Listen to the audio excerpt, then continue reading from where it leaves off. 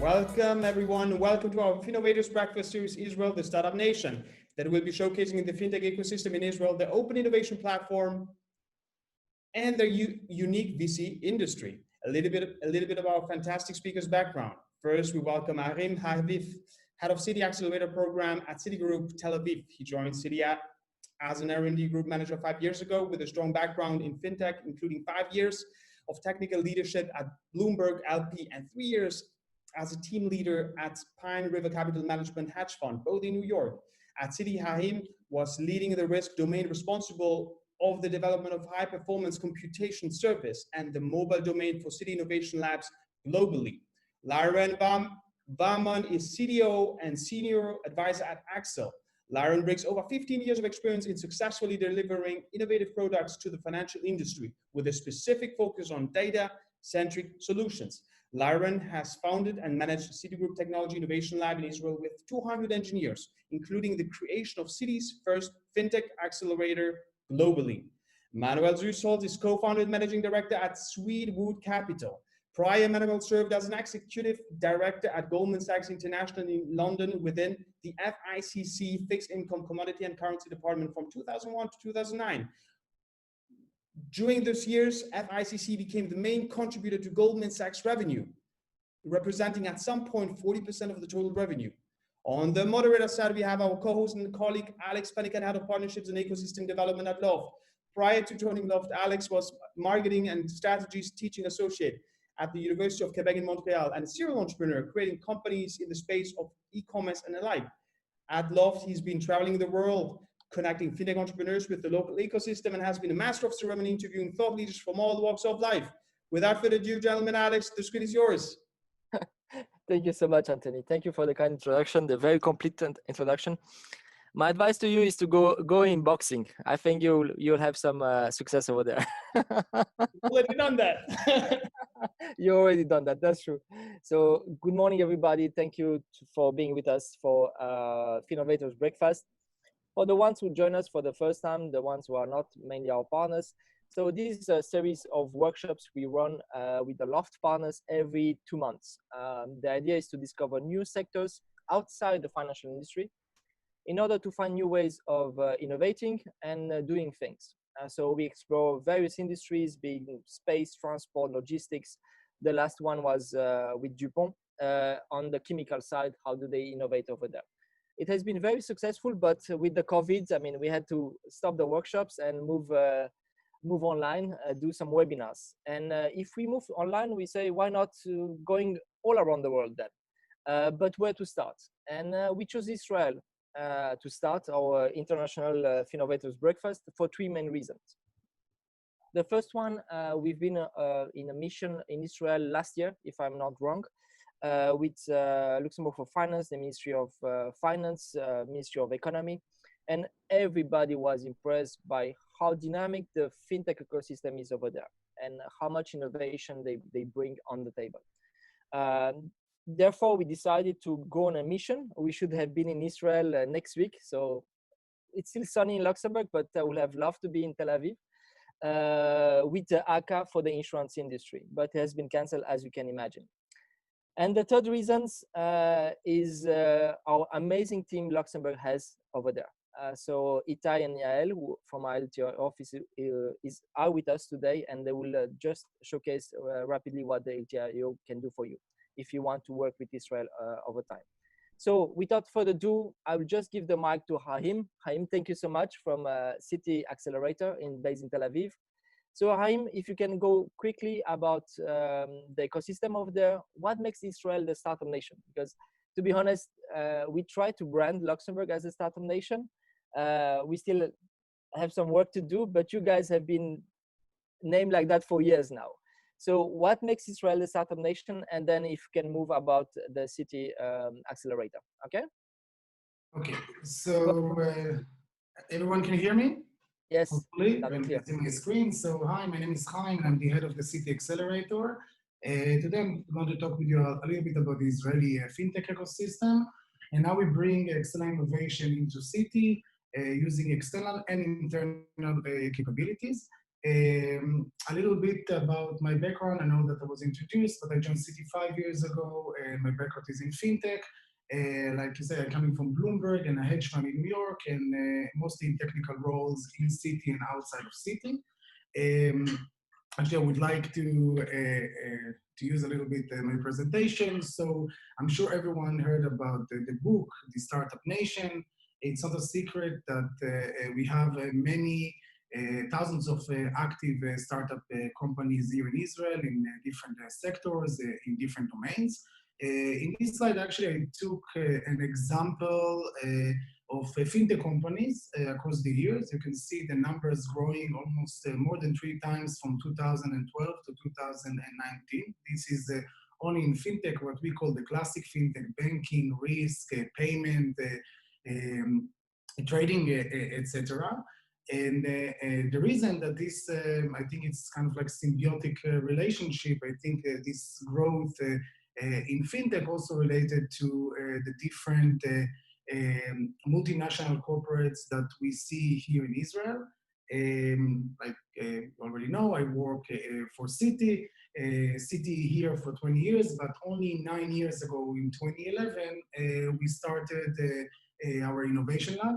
Actually, we owe a lot of credit to the next speaker, Wahrmann, that is the founder of the labs that started with 8 people and a couple of projects, and today we have more than 200 people.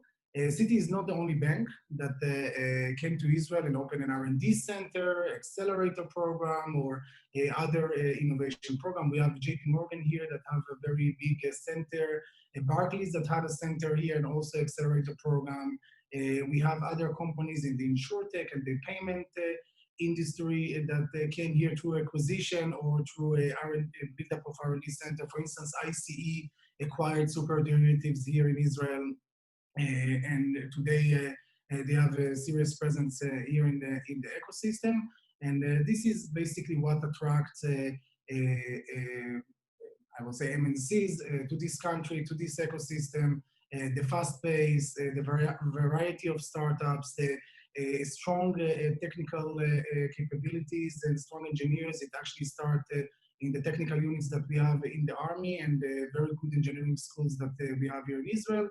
And I think altogether, they actually create and facilitate the ground for these companies to come in and to be part of our ecosystem. I really want to talk today about how we do innovation in Citi. And like I said, we have in Citi 2 types of innovation. I'm going to emphasize the second type, the Axell innovation, which is also relevant to startups that I hope we have here today on this nice call, on this nice breakfast. So very quick on the internal innovation. So Citi has decided to leverage the strong ecosystem that we have here, and like Amazon, Facebooks, and other, open an R&D center in Israel, basically to develop internal innovation for the company, which is different than the day-to-day engineering job that we do in different regions around the world. Obviously, to develop everything internally, it doesn't make sense, not in terms of scope, knowledge, and also the time to market. And in 2013, 2 years after the foundation of the lab, we started the Accelerator program. And I would like to tell you a little bit about our program. The idea is to bring Axell innovation into Citi to solve a specific technical or business challenge. The first phase is always a POC, but then the final goal will be commercialization to make the startup a vendor of Citi, and this is our contribution to the ecosystem. And we also bring Citi the innovation, the Axell innovation that we need technologically. The program itself, it's a free, non-equity program, and no participation fees, and no equity being taken from the startup. You get mentorship from Citi executives. I want to emphasize that head of business units in Citi can have thousands of people under them. We're talking about very powerful business organizations. We give them lectures in the workshop. connection to potential clients.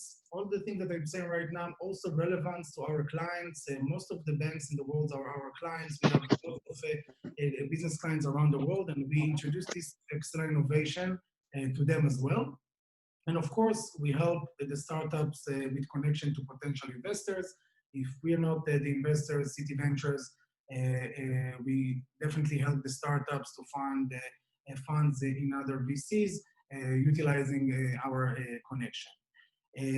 So what is the goals of a program like that? So basically, we want first to bring, like I said, the exciting innovation into Citi, and to be on top of the industry trends. I think the way to do it is not only with the day-to-day development and R&D jobs, something that I'm very familiar with, in the fact that we talk to startups, we meet them on a daily basis, we understand the latest and greatest in technologies, give us the idea, even if not today, but what is the future of technology and its relevancy into Citi.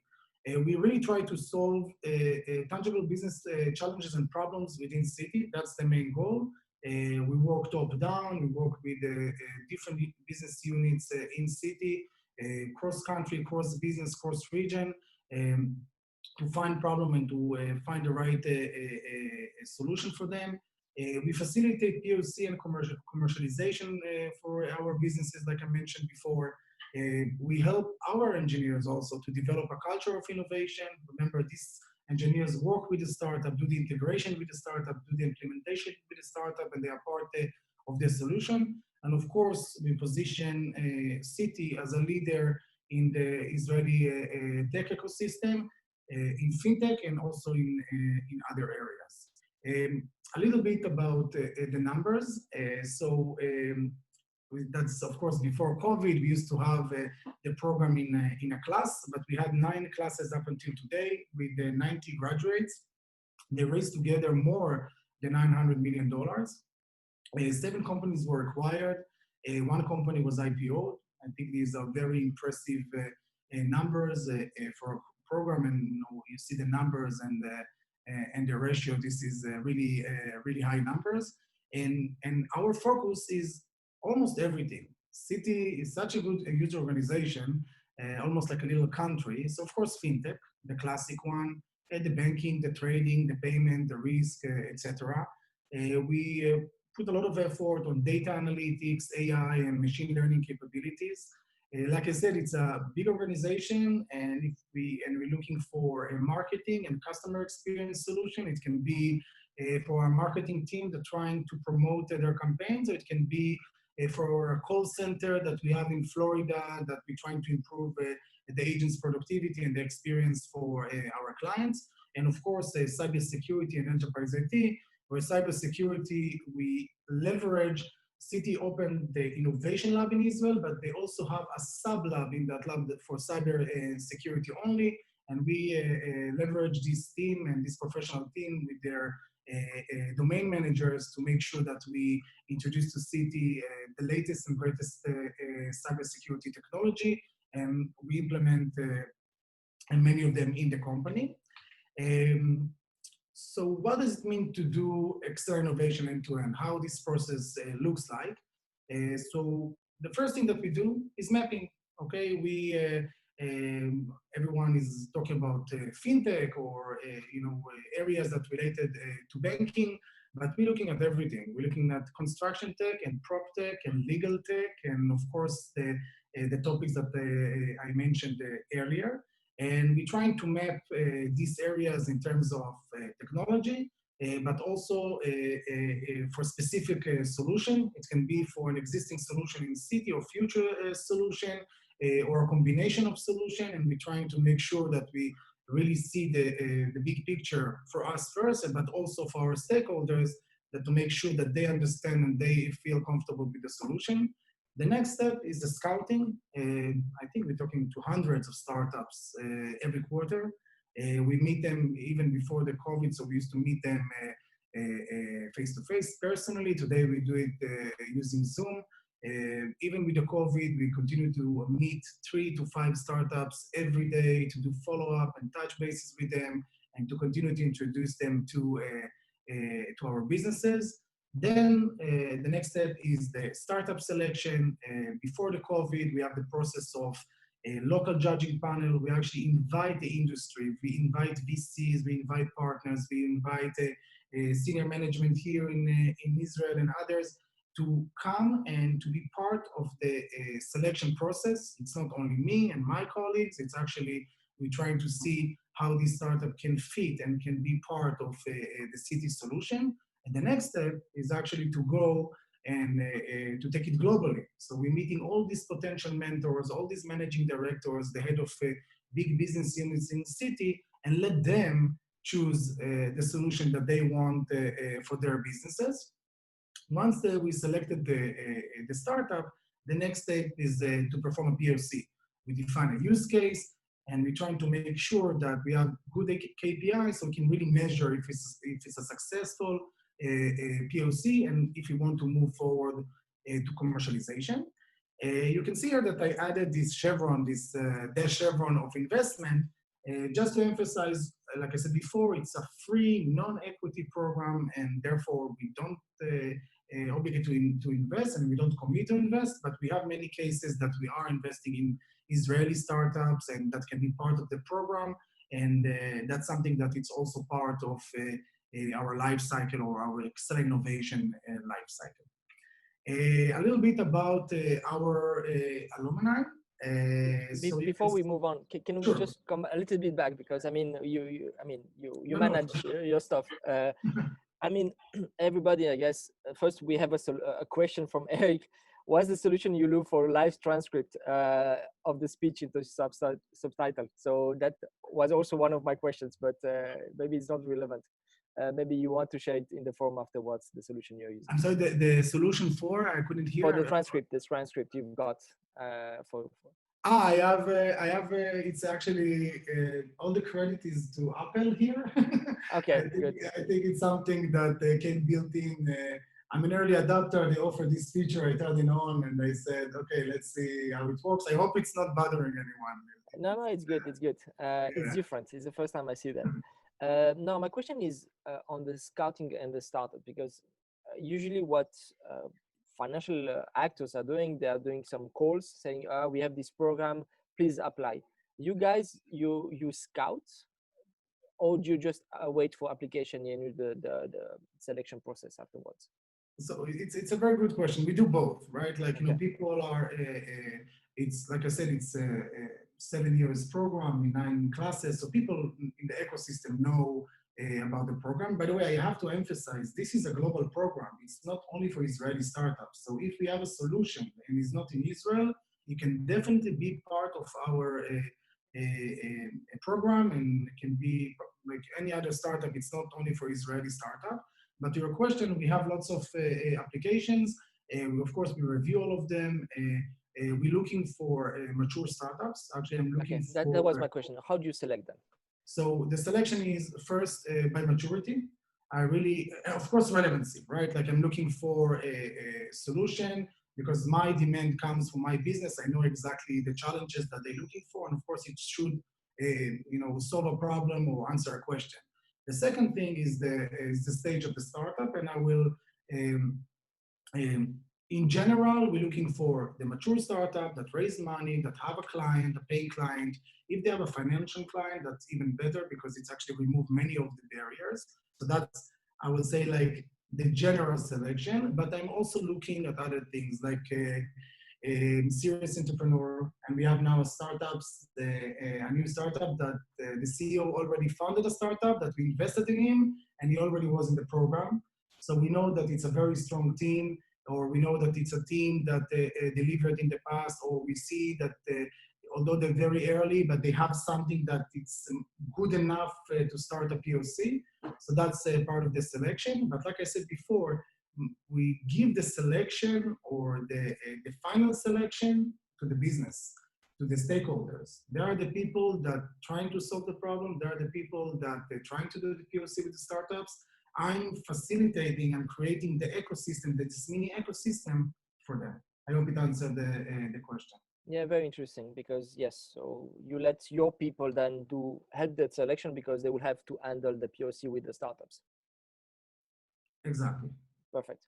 I also have a question from Laurent Marocchini, Head of Innovation at Société Générale. Oh my God, sorry, Laurent. How do you manage the relationship with the other labs of Citi in the world? Do you work with them? Or? Also very, very good question. So I have an advantage. I came from the labs. I'm in the management of the Tel Aviv lab, so we have very good relationship. But to the question, the head of the Citi labs, Citi New York, we have very strong relationship with him. I'm meeting him almost on a daily basis. We're using the labs as a platform for our POCs. The labs have a domain of innovations. Our labs have domain of expertise. It's AI, NLP, cybersecurity, mobile. So our relationship with them is very strong. And the labs is one of our ways to achieve a successful POC in Citi, and can be also kind of like another, I would say, another view to our scouting and selection process from their professional perspective. So that's definitely a very strong relationship, and we really one big team that work together. Perfect. Thank you. Thank you. I'll let you move on. Okay, no, I don't have a lot of slides. I just wanted to show you a little bit about our alumni. So you can see here that we have many and from different areas. I can tell you about cybersecurity companies like Silverfort and Unbound. I'm sure people know Paybox and familiar with companies like Glassbox. And so we have Bluevine, and we have, I think, variety of alumni, and we're really trying to have nice diversity in our class. It's not only fintech or only cybersecurity, only AI. We're trying to create a combination, even to select a wild card, a startup that maybe doesn't fit exactly, but we see something that's really worth to try it. And I think that's part of doing innovation, to be flexible and to try to play with many toys and to find the one that and I think we have amazing alumni, great companies, and I have to say these entrepreneurs are really, all the heavy lifting is already. They're the one that's coming to work with us, they're the one that is ready, and they're the one that actually taking their startups. And again, this is on you, all the startups owners over there, that to push hard and to make sure that we hear your voice and your solution. And I think the limit is, the sky is the limit, because we really need and want companies and technologies like you have with Citi.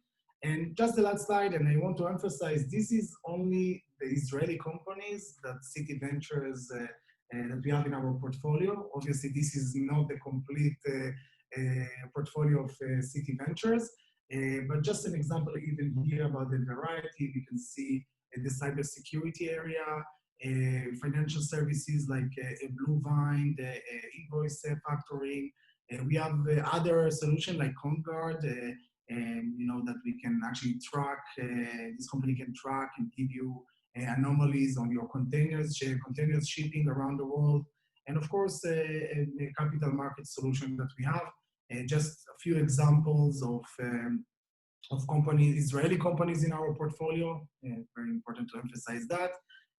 But this is like the full ecosystem, like I said, from internal innovation to external innovation, to venture investing. The idea is to create, like I said, all the processes around innovation to make sure that we are attacking them in all the areas, and to actually to increase our chance for success. And I cannot finish without my email, so please feel free to write to me to ask questions. I'll be happy to answer. If you have startups on this call that would like to introduce themselves and to be in touch with us, like I said, this is not only for Israeli startups. I'll be happy to meet with you, me and my team, and to see how we can take you together with us to our external innovation journey. Thank you, Haim. A few questions before we move on. I would like to go back to the POC. When you say they work with your team, I mean, you don't take those, let's say, 10 startups per promotion and you put them in the Citi basement. They what? They work in the same office as you, and how do you set up this collaboration with them? Okay, no. So first, we give you the option to sit in the office with us. We have a office here in Tel Aviv, and we have a space and place for any startup that needs a place to sit with us. To the question about the POCs, the idea is that we created, of course, the strong introduction between the startup and the relevant business and the R&D team of that business, and we continue to facilitate the relationship so they can sit with us. We go to all the calls with them. We make sure that nothing is missing in terms of bureaucracy. We make sure that technically they can achieve, let's say, for example, that we want to have a test, and it needs to be only on-premise because of some of the sensitivity of the data or something that we cannot take out of the organization. So we can help with that. We can find the right teams. We can make sure that the lab will be available for you. And we are actually trying to make sure that this POC is going to be successful. But we need to understand that before we get to the part that we're doing this POC, all this mapping, scouting, and startup selection, this process supposed to bring the startup to the POC phase when everyone is ready, everyone is agreed to the process, everyone is willing to work with the startup because they want their solution. So it's not only the space is really helping because, you know, by proximity it's nice that the startup sitting next to us, but they mostly work globally with the teams abroad, and we're trying to make sure to close these gaps as much as we can to make sure that it's easy process for us, Citi, and of course for the startup. On the POC side, how long does it last? And are you paying the startup for the POC? So the POC itself, the program itself, it's about 4 months. Of course, it's not we spending the entire 4 months for the POC, but this is the process. The way we prepare them is first we need to understand what they need for the POC. And we start with the use case, right? What we're trying to solve. And again, POC, it's not like a binary thing of success or failure. We can have many results of in a POC. One will think it's a total failure, but just the fact that we took data, we played with it, and we were able to show something, sometimes from our perspective, it's a success. But the preparation is basically to make sure that if we need them to be on-premise, they're ready for that. If we need special security around their activities, we make sure they understand that and we're ready for that. Also, the data. Do you pay them for the POC? Are they, or it's a free acceleration? It really depends on the use case. It depends on the use case. Before moving on, we have a question from Natalia because we're running out of time. How do you deal with non-competing issues? And that's a very good question because, I mean, you select startups, you do the POC with them, you invest in them. What about them working with other financial actors? You don't see any non-competing issues? We need to understand that they're not developed software for Citi. They develop software that being used by Citi. Okay, so that's the first thing. We don't limit you guys. By the way, you can be in 2 different or 3 different acceleration programs in parallel. I can say that we have a startup that they're now in Y Combinator with Citi and with Microsoft and all together, and it's fine. Of course, if they're working, we're trying to make sure that we're not exposing anything from our side or in terms of compliance or privacy. That's for sure. We're always making sure to protect the firm and our clients. But there is no problem for the startup to work with other companies. Like I said before, if you have a financial paying customer, it's really helped you because we know if you a customer already of a tier 1 bank, it's really work for you. But of course, we have legal teams and we have all the teams that making sure that we're not violating any intellectual properties or exposing anyone to any issue. But we're not limiting the startups. They can work with us and they can work with others. And again, this is part of our contribution also to the ecosystem, but also our way to bring innovation to our firm. Thank you. Chitro will come back because we have to move on. And I also have, Haim, a very important question for you, because I still believe you didn't give us the secret recipe of Israel. What makes Israel a startup nation? But we'll come back to that maybe just after during the Q&A. So thank you so much, Haim. You stay with us, okay? Sure. Perfect. So our next speaker, Lyron, are you online? Yes, you're online. I can see you now. Can you just please share your presentation with us?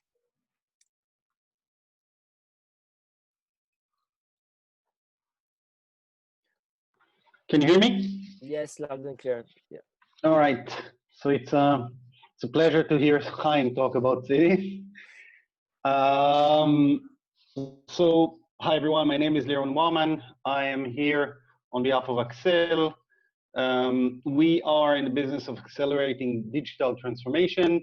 So in a nutshell, what we do is we are kind of an innovation lab, like Haim just mentioned, but unlike the Citi and others which are working with a single organization, our model is to create a network of several incumbents in the specific domain of insurance and wealth management, and jointly run a program for all of them to get premier access to the Israeli ecosystem and to incorporate innovation, or the way it is called these days, digital transformation back into the organization. So what we have realized is that many organizations do not have the resources like Citi and other very large global bank, to open a big operation, and especially in different countries, to run innovation programs. So basically what we propose is for a few organizations, which are obviously not directly competing with each other. So we take organizations from different locations around the world to join forces together on a program to access the Israeli ecosystem and to incorporate ultimately innovation back to the organization. So I'll give a few words about the model and how it works, and then what I'll do is I will show you some concrete use cases of Israeli fintechs that we have brought to our network of organizations, so you get a bit of a feeling of what's possible. So in terms of the offering, as I said, we're kind of a matchmaker, right? Because we are on the one hand, we have the incumbents in which we discover opportunities for digital transformation, and on the other hand, the fintechs.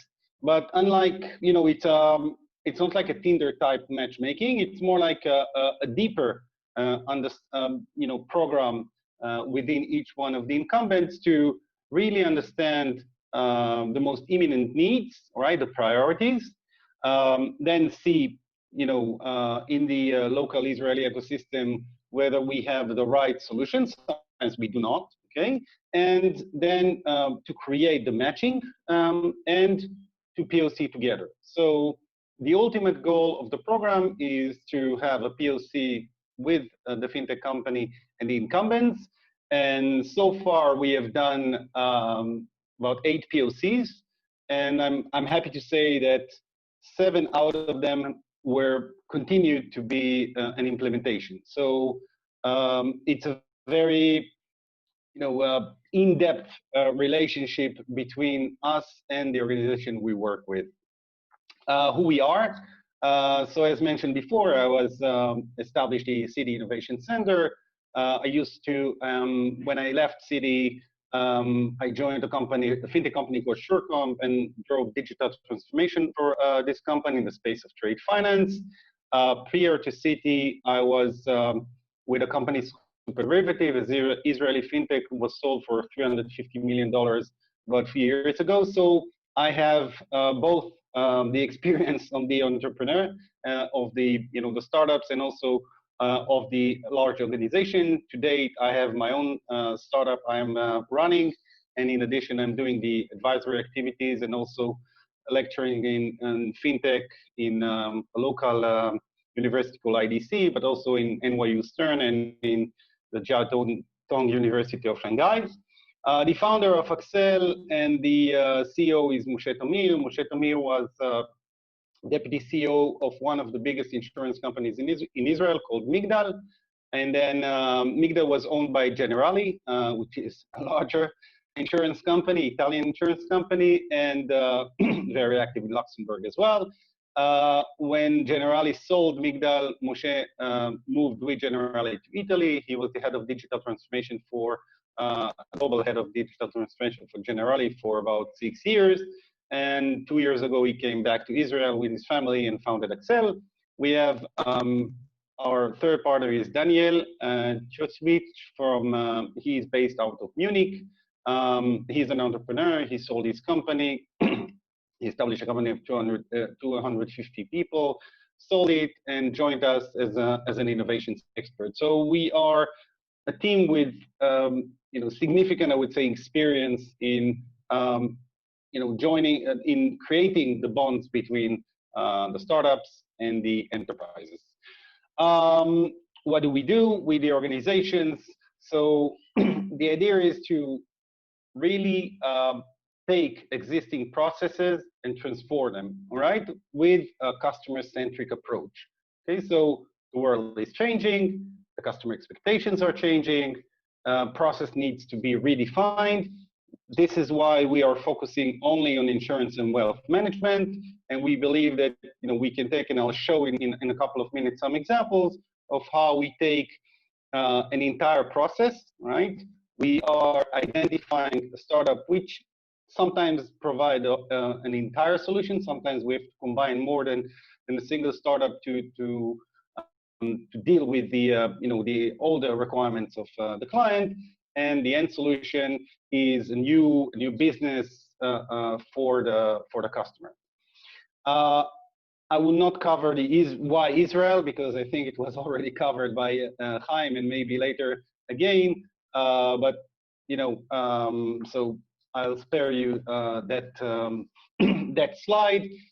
In terms of organizations we work with, you can see diversity, generally I already mentioned, insurance companies in South Africa, in Australia, in Israel, and we are also doing interesting projects where cross industries, okay, especially with where insurance and healthcare are meeting each other.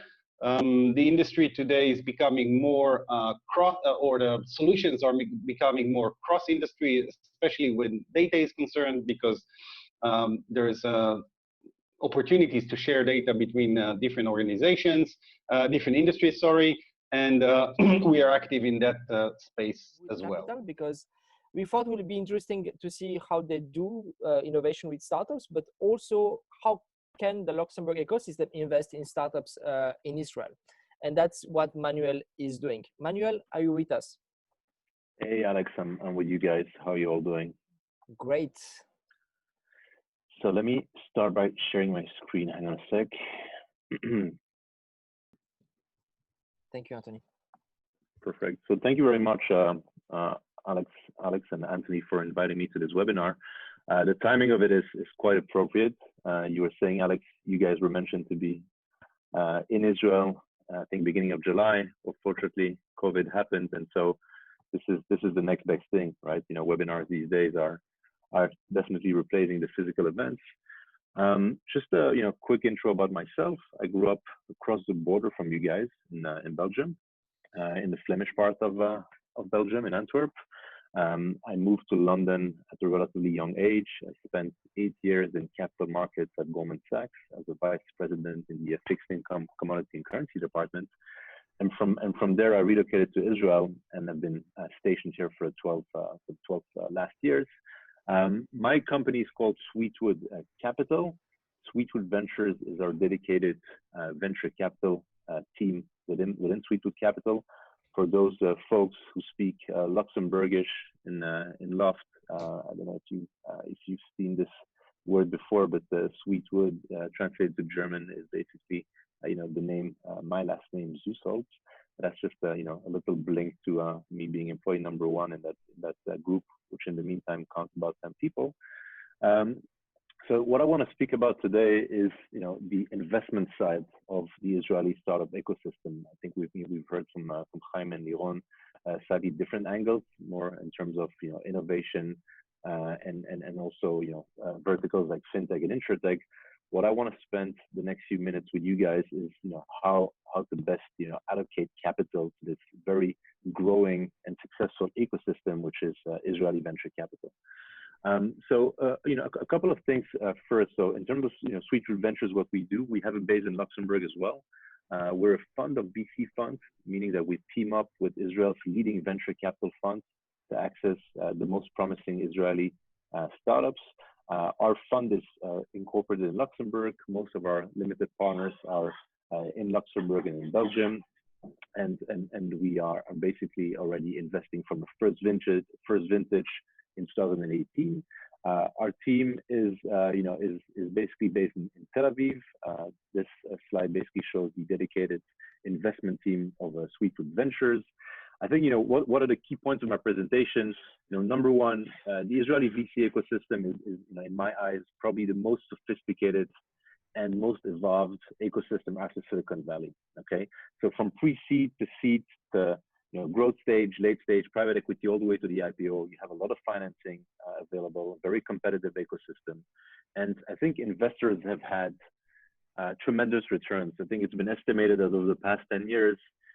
There's been above $110 billion return to investors through VC-backed companies in Israel, which is really a tremendous amount of capital.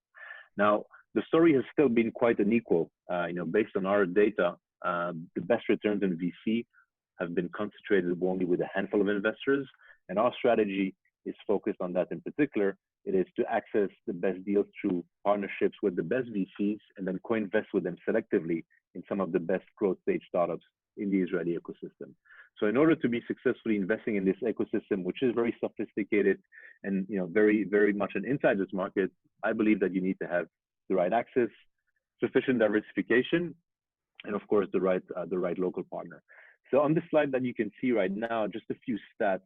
We spoke briefly about Israel, a startup nation. I think what's interesting is that more and more this moniker startup nation is evolving into something much larger, which is now being coined the scale-up nation.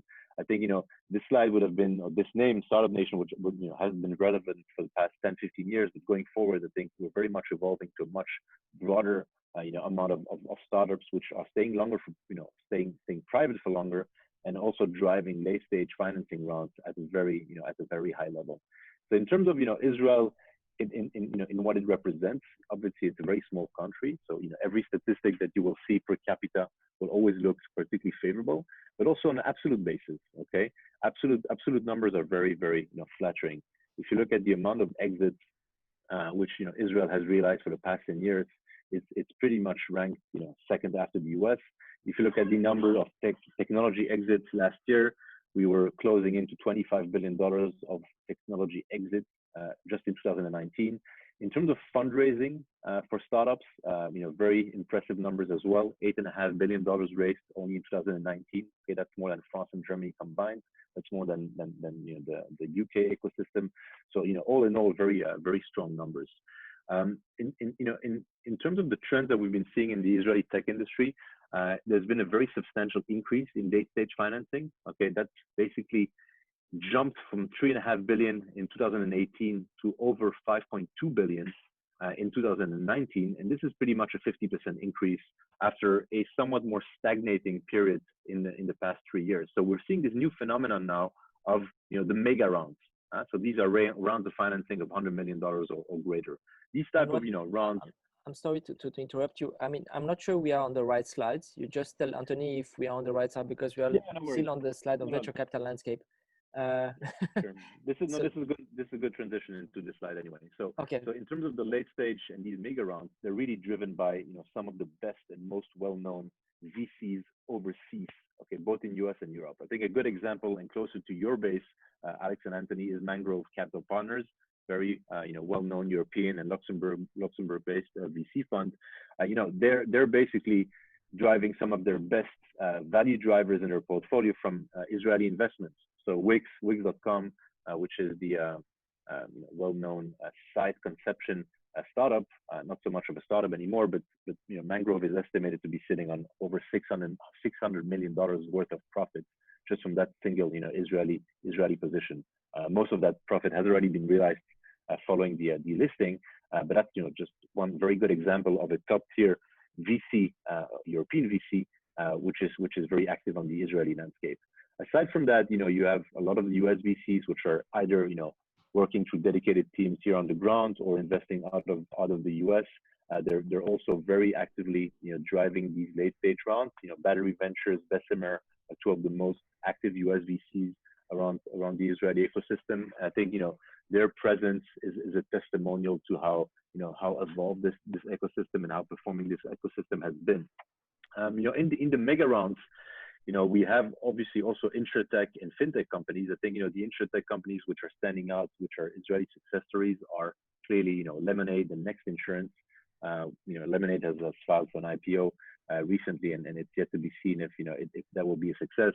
But all in all, this is very much a made in Israel success story that has now transitioned to the US market. So as I said, startup nation to scale up nation. One of the main implications of this is that startups based in Israel are able to raise substantial follow-on capital and beyond, and they're not being forced to sell a little bit early, as was the case, I would say, in the previous decades or in the previous 2 decades. Okay, so they're basically now raising B, C, D rounds, and even going all the way to very successful M&As, given this shift in the market. And I think this scale up term is something that you'll hear more about in the next few years. So, Anthony, you can move on to the next slide. So just a few words about the development of the Israeli venture capital market. And this is a market which is a bit younger than the US. It originated in the early 1990s through a program called Yozma. Yozma was basically a government initiative, a sort of diversified fund-of-fund program, which was encouraging local VCs to raise money from both institutional local investors and also overseas investors. It was sort of a matching program, and that really kickstarted the Israeli tech, the Israeli VC ecosystem. So some of the funds that were created in those years are some of the best performing vintages ever seen, ever heard in the Israeli VC world. So, I put some logos on there. So JVP, Jerusalem Venture Partners, Pitango. I mean, some of these funds returned 6x to investors, which is really, unheard of in the current environment. And, as we're moving forward towards the 2001 NASDAQ bubble crash, you're seeing, first of all, much more difficult raising environment. There's much more capital suddenly coming from the US VCs, which are finding Israel, a very potent hunting ground for tech and for innovation. They're starting to, raise money for dedicated funds in Israel, and they're starting to compete very heavily with some of the Israeli VCs. And I think what's been referred to as this period by the foreign VCs is that Israel, we're a little bit seen as the tech cowboys, not particularly good investors per se during that period. And the US VCs in particular are really cherry picking the best deals of the nose of the Israeli VCs. And so I think, as a result, the vintages or the results for financial investors in those years were among, some of the weakest we've seen on record. And then we're starting, a new phase around 2007, 2008. This is the kind of beginning and end of the financial crisis. We're seeing an emergence of some of the best Israeli VC, funds ever seen. And I think this is a testimonial of how good and how agile also the entrepreneurs and the VCs have been able to adapt themselves to a changing environment. The typical VC guy, in those years, is someone who's been in the top military intelligence units in the in Israeli defense forces, has relocated to the US in most cases, went to some of the top Ivy League universities, and then is coming back to Israel to either join a corporate VC initiative or basically start his own fund or join an existing fund. And so those guys are definitely able to compete with some of the best US VCs and European VCs out there. And as a result, what you're seeing is that vintages around 2008 to 2010 are again, top tier in terms of, their global performance, and are definitely able to, meet the performances of the US VCs. Going forward, in kind of, 2017 and later years, there's a steady development of capital being raised by Israeli VC. There's still a very, strong presence, I would say, of foreign VCs, and Israeli VCs are mostly focused on the early stage, and we'll talk about that in a minute. But in terms of, supply versus demand of capital, which was very much imbalanced in the early 90s, as we said, that balance, I would say, is now kind of being restored. You are seeing, a big increase in the number of startups which are created every year. I think, it's been estimated that there's about 9,000 startups, active in Israel, in the current environment, which is really huge. And there's about, 700 to 800 being created every year. And those folks are looking for early stage financing, and there's clearly a big need to continue to fuel that innovation through further fundraising. So, Anthony, you can move on to the next slide. What I wanted to highlight here is, okay, what have been the returns for Israeli VC over the past few years, and how are they looking when you compare them to more global VCs? So I think on the left-hand chart, what is really standing out is that VCs which have included Israeli startups in their investments are really showing a particularly strong outperformance trend to other VCs which are only investing in, say, China, US, and Europe. Okay, so that's the first observation. Then the middle chart is more specifically zooming into Israeli VC. Here we compare the Israeli median TVPI is some kind of measure of return as a multiple on invested capital. It shows that over the years 2008 and 2012, which are probably amongst the most representative years for VC over the past decade or so, you can see there's a very strong trend of outperformance by Israeli funds, and this is just on a median basis. If you take it one step further up and you look at the so-called top quartile, the top 25% of the best funds. And here the picture, I think, is even clearer. You're looking at, sometimes outperformance of the Israeli top quartile vis-a-vis the top quartile globally, which we know is very much driven by the US VC. So the returns have been tremendous over the past vintages. The question is, how has this happened? So moving on to the next slide, I think one of the key drivers here of performance has been, distributions. Okay, so VCs are making money when they're buying a stake in a company, and it eventually gets either acquired or it gets IPO'd. But in the Israeli market, what has really been one of the key drivers of distributions is basically an M&A transaction, and it tends to be from a leading US conglomerate, which have like the folks at Citi, which we heard before, which have boots on the ground. They have a large innovation team here. They're doing R&D. They're scouting for deals, and in most cases they're also co-investing and driving exits for Israeli startups.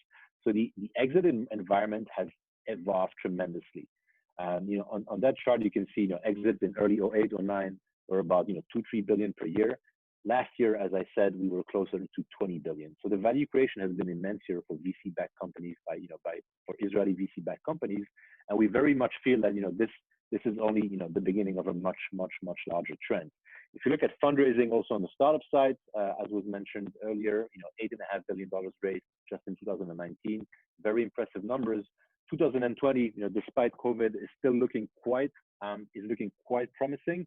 We had a big drop in the month of April, as could have been expected. But Q1, we had more than $2.5 billion raised just in Q1 by Israeli startups, and that that trend of the mega rounds, rounds of 100 to 150 million dollars and above, is still very much prevalent in the Israeli ecosystem. So growth stage rounds, as I said earlier, they're accounted for 76% of financing rounds in 2019. This is again attesting to the maturity, to the sophistication of the Israeli market. Moving on to the next slide, I think one of the key reasons why the performance has been so good, and this is also one, I would say that one of the cornerstones, one of the pillars of our own investment strategy and of being focused on Israel solely, is that we find that valuations when it comes to venture-backed companies in Israel versus US are much cheaper in some of the earlier rounds of deployment. So on the left-hand side, you can see how you compare basically an Israeli venture-backed company with a similar company based in the US, backed by US VCs. You have a discount of up to 40% in the seed and the early stages of up to the round A. As companies are evolving and becoming more American in nature, okay, So, a typical round B or round C for an Israeli company, would already show much less of a discount. Okay. And so the value creation, we believe, for investors should very much be early stage focused, because that's where you have, that's where you have a much bigger discount. So let's think about this for a second. So, Israeli companies which are starting off on a seed round, typically these are 2-3 folks, military intel, very strong, deep tech skills, getting together after the army. They tend to have been, working together in the same units, working under tight pressure, tight deadlines. These guys know how to work together, and they're coming to the market after a spell in the army. And the first round they raise is at valuations which are still very different compared to the US. And that for us is the main reason of why, we think Israeli VC has been performing so well and will continue to perform very well. We think there's structural reasons why that discount has been existing and why it should continue going forward. Now, if you look further down the deployment chain, clearly, as companies grow, they start to become much more American in nature. So, folks will have, a team of 100 people, 50 or 60 of them would be R&D developers based in Tel Aviv, and 30 or 40 would be spread out in the US doing, sales and biz dev, and management will also be focused in the US. And when it comes to the, B rounds and C rounds and plus, well, suddenly you don't really have a discount anymore compared to the US. And that's where, it's pretty much an equivalent to US VC round. And these rounds tend to also be led by foreign VCs or corporate VCs. And in terms of the returns, you can see on the right-hand side, for a similar dollar invested at the early stage in an Israeli venture-backed company, if you compare that to the similar metrics in US, you're going to have a much more attractive return by investing in Israel. So, and this goes back to what we said, we think Israel is particularly interesting. We think early stage is particularly interesting from a financial point of view for Israeli investors. And I think these numbers are very telling as to why this has been the case. And, our view is very much that, lower valuations will continue to be the case in the early stage environment in Israel going forward.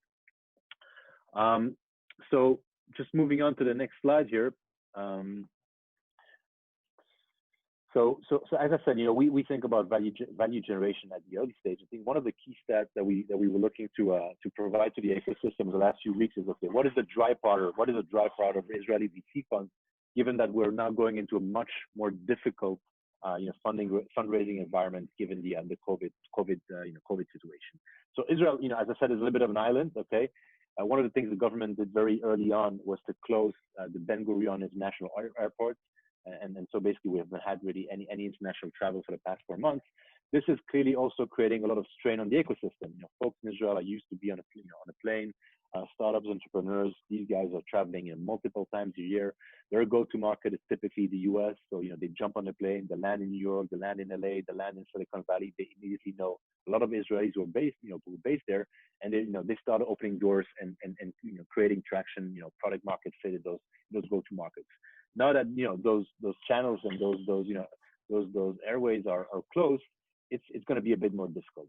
But there's reserve capital out there, and based on our estimates, based on the fundraising that has been done just by Israeli VCs, this is excluding the global VCs, which are also very active. We've estimated there's about $5 billion worth of dry powder.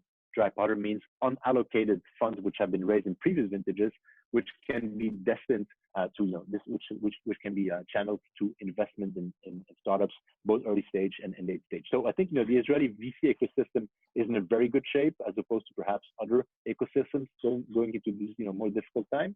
Okay, and that dry powder in particular, when you look at the Israeli funds, is very much focused on the early stage. Some of the stats that we've digged up by speaking to a lot of GPs over the last few months and also doing our own internal research is that VCs in Israel, if you look at their participation rates, they're about 20% for the past few years, which isn't particularly high because it's still very much dominated by foreign, CVCs and foreign VCs. However, their dominance is very much focused on early stage. And this is also, this is much related to the fact that early stage is very much a local market. Okay, when you don't really have a product yet, when you're testing an idea, you're always going to look at the team, you're going to look at the quality of the folks. And this is something which is very difficult to due diligence for a foreign VC when they don't have any boots on the ground. So the Israeli VCs are leading the early stage. They're meeting teams. I mean, today they're meeting them on Zoom, but they're usually meeting teams, and they're spending most of their due diligence, especially in pre-seed and seed rounds, on what is the quality of the team? Do they have the strength and the skill set needed to drive that journey from pre-seed, early stage, all the way to the exit. Thank you, So thank you, Manuel. We are really running out of time. I'm sorry, you are. If you don't mind, I don't know if you still have something to say. We do have a lot of questions, and I still want to give the mic to Itai.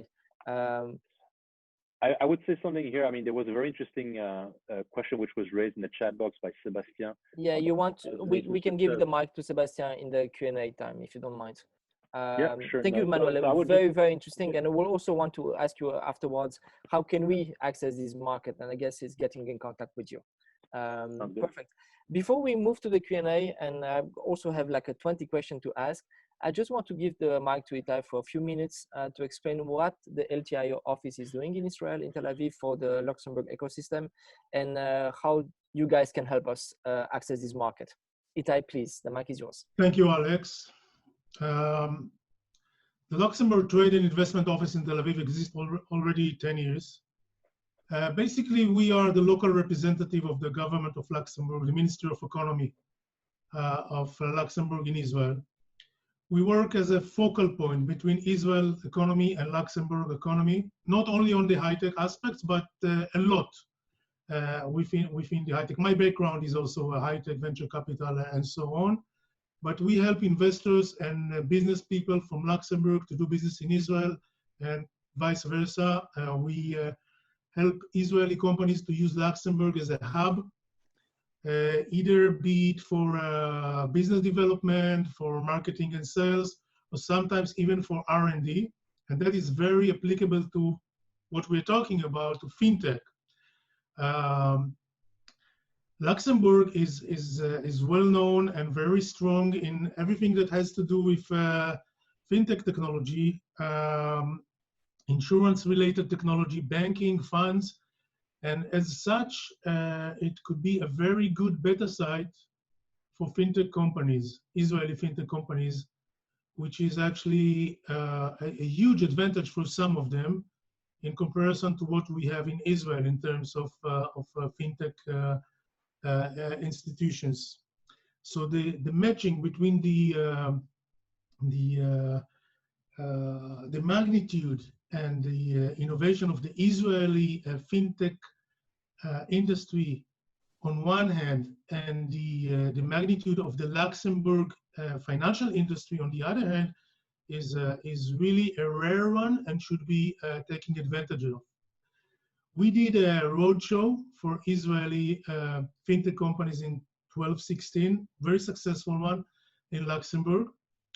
And last year we hosted in Israel a big fintech-related delegation led by the Minister of Finance from Luxembourg. So we are here in Tel Aviv. We are here for you for anything that has to do with any business between Israel and Luxembourg. Yael, who is also here, and this is also a good opportunity to thank her for all she did to organize together with the guys from Luxembourg of this webinar. So we're looking forward to hear from you and help you in anything that you need related to Israel and Luxembourg business issues. Thank you so much, Itai. And indeed, you guys are doing an amazing job. We had a great time last year. And Yael, thank you so much for everything you are doing. You are really the bridge between Luxembourg and Israel. So yes, let's go back to the Q&A. So let's give the mic to Sebastian. Anthony, if you can, please, because he had a question indeed for Manuel on the early stage investment side. Sebastian, go ahead. Hi, everyone. You can hear me, I guess? Yes, very well. Cool. So quick question. Actually, I was very interested in the presentation, so thank you very much. It was great. The outperformance on the early stage, I was curious to know if it was also related to the higher degree of risk that is being taken probably by some of the startups, and therefore potentially in later stages you're seeing the successes more than the issues faced by the early stage ones.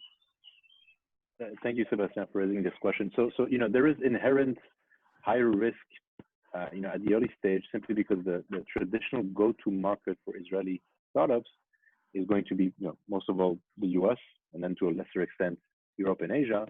And so you're underwriting risk here that startup has to make that extra move, that extra step to go and establish itself in the US, as opposed to being able to test its product in the local market, like US startups are able to do. Having said that, I don't think failure rates are higher in Israel for Israeli startups vis-a-vis US startups.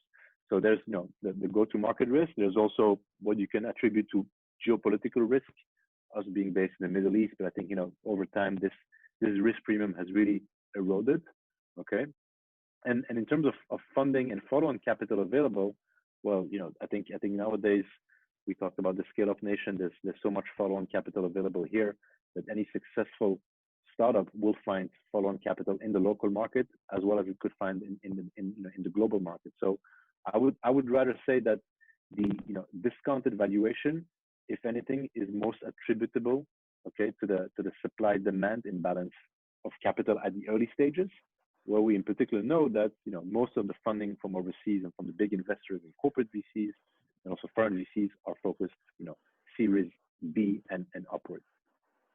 Thank you, Manuel. Yeah. And thank you, Sebastian, for the question. Guys, and maybe we can start with you, Manuel, and then move to the others. And I would also want to hear more from Haim. Is maybe the part of the answer was given by Manuel regarding the spirit of entrepreneurs in Israel, because I had some people asking me directly on WhatsApp, in fact, why those big corporates are moving their acceleration program, innovation centers in Tel Aviv. What's going on? What's so special about Israel? You guys have a lot of entrepreneurs. You've got a lot of startups. Why is that? What's the secret recipe? Yeah, also the fact that I didn't answer that question before. So maybe I'll try to touch a few points. So first, it's a cultural thing, I think.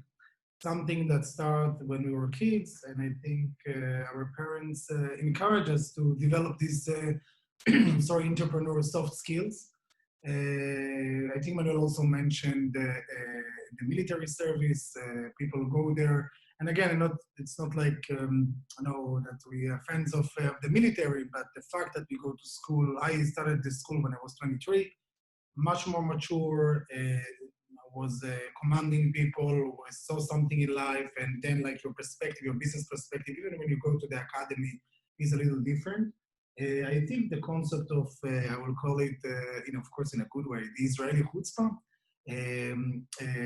It's actually the translation is to be rude, but that's not the things of being rude. Sometimes we are rude, but the idea is to be able to push. Many times we work with startups and they come to us, but they already were able to find the person in Citi that is relevant to them without us. So this is the ability to go and to knock on doors and to be able to push forward and to make sure that people are hearing you and part of your... That's the definition of a real entrepreneur, Haim. Yeah, I know, but I think we do it like I guess very well. I think also the concept of being able to fail, to accept the fact that you can fail. We see many startups that did some pivoting to the product. Pivot is a nice way to say, failed to do one thing and now I'm trying to do another thing, and it's okay. And of course, the next thing is, of course, to be able to try over. So it's the fact that you failed, the fact that you weren't able to achieve something as you wanted, doesn't mean that you won't try again and to push something forward again. And I think also the schools, it's not like, we talk about the Ivy Leagues type of schools, but the idea that our academy is very practical. The idea is that you study something and then you're ready for the market. You're ready to move on and to do it. And I'm not even talking about, if I go back to the military service, about these technological units that we see many people that they never went to school and they have amazing startups. And this is like a state of mind that sometimes it was very hard when I used to live in the States to explain to my colleagues that, what do you mean you didn't go to school? How you can interview someone that didn't go to school? But that the concept of being strong technically and to be able to see something else and not the regular and the standards that we expect from people. Go to school, be in a certain level, and then to do something.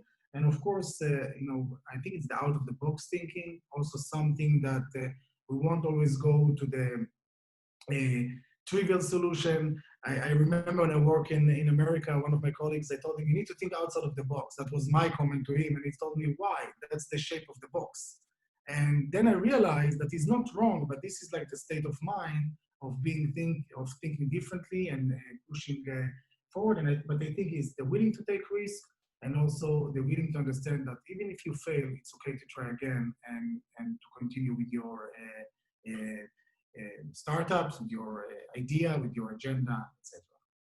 Thank you. Lyron, you want to add something? I think Haim covered it well. People are willing to take risk. A lot of people ask me, why did you leave Citi, right? But the reason why I left Citi is because I wanted to do my own startup, and that's what I'm not especially in terms of Israeli. A lot of people have, they see what's happening. They're more blunt. They're willing to take risks, and this is the culture here. It's not the only place in the world you can see it, right? You can see other hubs. But the culture is encouraging that, where in some places it's less common. I travel all over the world. I've never seen as much drive and so much real entrepreneurs, as we said with Haim. One comment I would add is there is a lot of, and I saw it by the way in Luxembourg. I was at least twice there, and there's a lot of support from the government. So even now, after COVID, they've allocated about $500 million additional to support startups. They're literally doing ads, all right? Ads on radio and TV. We have money, come and take it. It's amazing. So, I've never saw that. Does it mean that the government is funding the startups?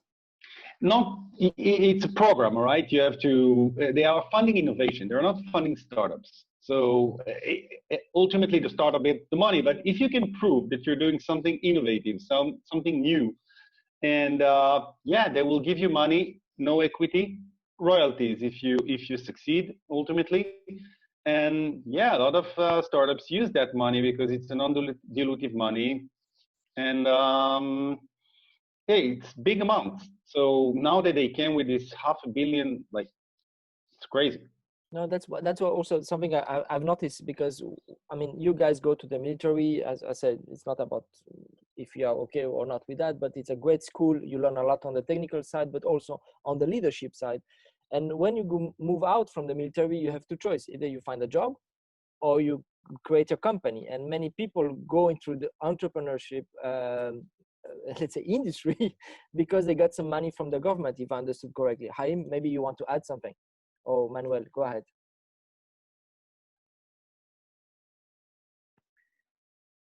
I'm not sure about getting money from the government, but I can tell you that we have a very good startup programs also promoted by the government.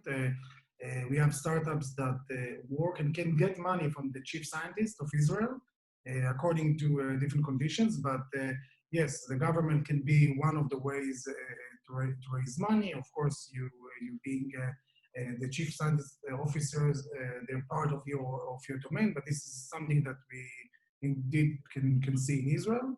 And but not only that, like also Lyron said, I saw it on TV that come and choose the next startup of Israel.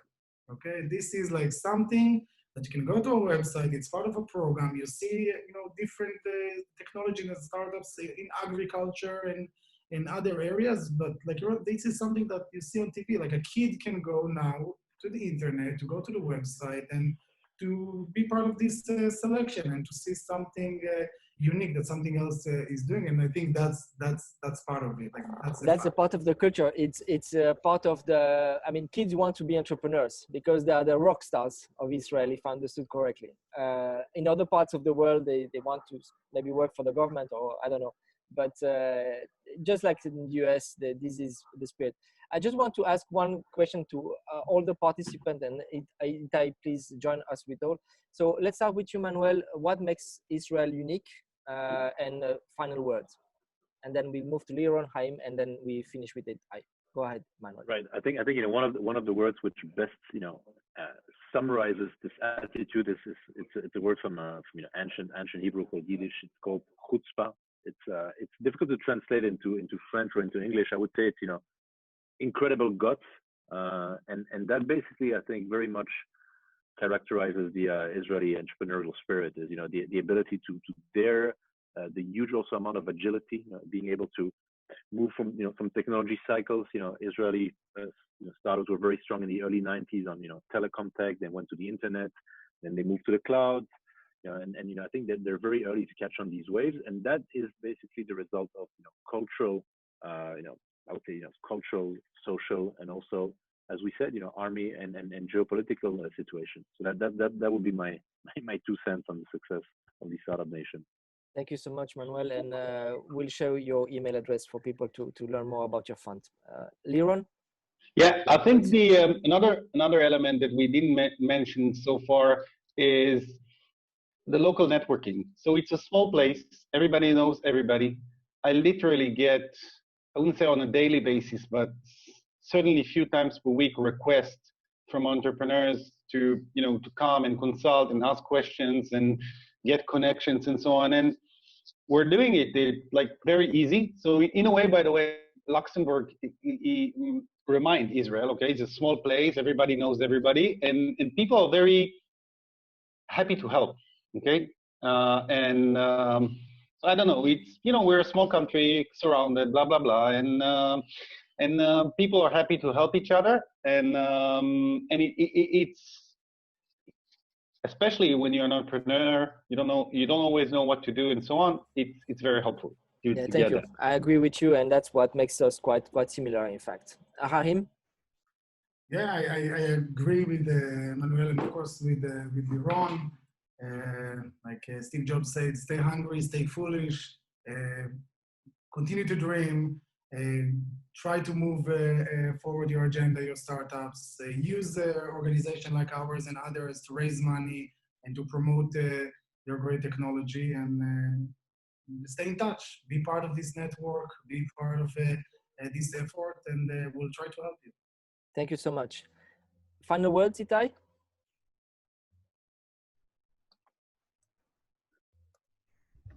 I think they covered mostly everything, but maybe I would add something that is not so popular to say these days. And I think, as somebody that has a lot of criticism politically on our government, I think they need to deserve some credit as well. The Israeli government, and by the way, I see it also with the Luxembourgish government, and this is why I'm saying it now. The Israeli government should be credited as being very helpful to boost and maybe even create the Israeli venture capital markets, or should I say industry, because in the early days, they were the ones that basically pushed money and inserted a few funds. It was called Yozman, Itzanim, and some other funds like this that basically gave the initial capital to the market. And then later on, when the private sector stepped in, they pushed themselves out. And for this, they deserve credit. And even today, the chief scientist, which is today, it's called the Innovation Authority, they are efficient, professional, they support the companies, and this is huge factor also.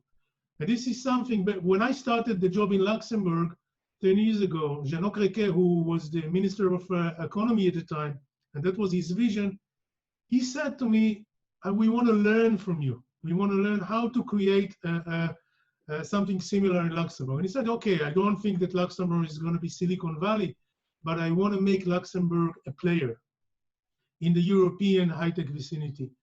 And I think 10 years afterwards, we can see and say that it was achieved. Luxembourg is a player, and also the government of Luxembourg need to get credit for what they do, and they did, and they will do. And so sometimes when governments deserve the credit, I think we should give them. And then let's give you also the credit for giving us the inspiration to be where we are today in Luxembourg. So thank you so much. I will just want to close by saying thank you to all the panelists. A special thank to Yael Idan from our LTI office who made that happen. So Yael, thank you again for everything you've done with us. It's not politically correct for me to say that you guys are the best LTIO, but I think it. So thank you so much. And I also put our email address in the forum if you want to reach out. Add Chris Olifield from Luxembourg for Finance. That's also a great bridge to Israel financial industry. So please reach out to us, and I will just give the mic to Anthony to close the session. Anthony, please.